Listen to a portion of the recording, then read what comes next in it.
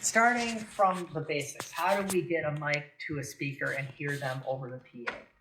The first thing is that we have to come to the mixing board and we have to turn it on.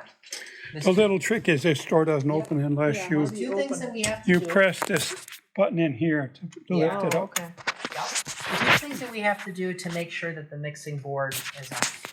The first is there's a main power to the sound booth area, Sure there is.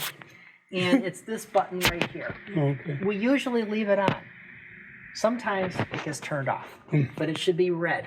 The reason that we leave it on all the time is because certain parts of the sound booth we want on, like the feed that supplies music, because we use that in the Oasis room. And so we want the devices that get our licensed music from the internet and broadcast it over the system on.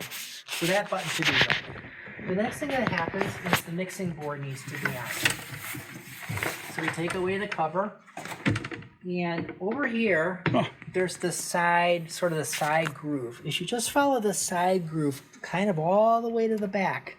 Holy cow. There's a little power switch in the back. You have Oh, to you gotta be kidding. you have to reach around a little bit. It's actually, yeah, Pretty hidden. yeah. It's about here, just below this slot in the back. Okay. M3. It takes a little bit of time to turn on. All you really have to do is read the owner guides, which are over there. Okay, so now that the main mixing board is on, there's two things that we're going to want. Okay, now it will reload the way that the last person had it loaded, but usually that's in a very reasonable configuration.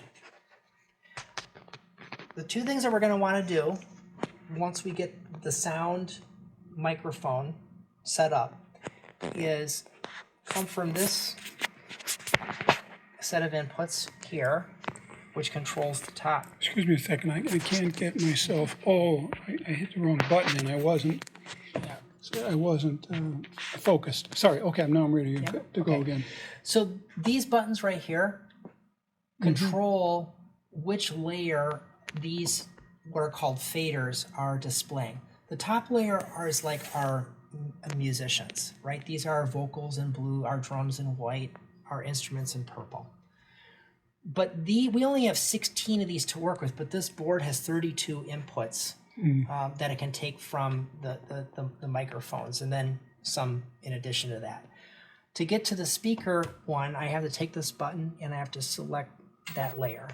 And now all of these faders are reflecting different items. The green are speakers, and then the blue are various other things. By speakers, you mean people who are talking, Yes, thank you. not physical Yes, speakers. exactly. Okay. The reason that you have to switch to this level is because if you want a person to be able to talk through a microphone, you have to make sure that it's not muted.